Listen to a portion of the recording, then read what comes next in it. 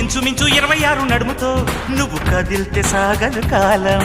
నిప్పరంగ 76 బరువుతో నువ్వు నడిస్తే నిలవదు ప్రాణం.